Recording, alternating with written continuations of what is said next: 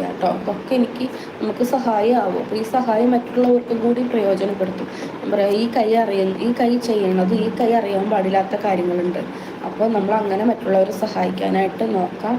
ഇപ്പം എനിക്കൊരു കുഞ്ഞ് ആഗ്രഹം ഉള്ളതെന്ന് പറഞ്ഞാൽ നമ്മുടെ കുറച്ച് കുഞ്ഞു പട്ടികളെ അഡോപ്റ്റ് ചെയ്യാനൊന്നും പറ്റുന്നില്ല. ഇപ്പോൾ 2 പട്ടി നിലവിൽ എൻ്റെ വീട്ടിലുണ്ട്. എനിക്കുണ്ട് സ്വന്തമായിട്ട് 2 ഉണ്ട്. 2 3 ഉണ്ട്.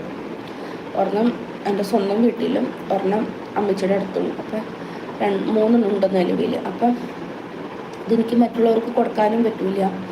ഞാൻ കിങ്ങിണിയുടെ കുഞ്ഞ് ഒരെണ്ണം എൻ്റെ അടുത്തുണ്ട്. അല്ലാണ്ട് വേറൊരു തെരുവിൽ നിന്ന് നമ്മുടെ വീടിൻ്റെ അടുത്തുനിന്ന് കിട്ടിയിട്ടുണ്ട്. അപ്പം ഇപ്പം ഈ സാഹചര്യത്തിൽ എനിക്ക് നോക്കാൻ പറ്റാത്ത കാരണം എൻ്റെ അനിയനെ ഞാൻ ഏൽപ്പിച്ചേക്കാണ് നോക്കാനായിട്ട്. അപ്പോൾ അതൊന്ന് സഹായിക്കണം. അതായത് അവനിപ്പോൾ നിൽക്കാൻ പറ്റാത്ത അവസ്ഥ ആയതുകൊണ്ടൊന്നെങ്കിൽ ഇപ്പോൾ ഡെലിവറി ഒക്കെ കഴിഞ്ഞ് കുറച്ച് മാസം കഴിയുമ്പോൾ ഒരെണ്ണത്തിന് ഞാൻ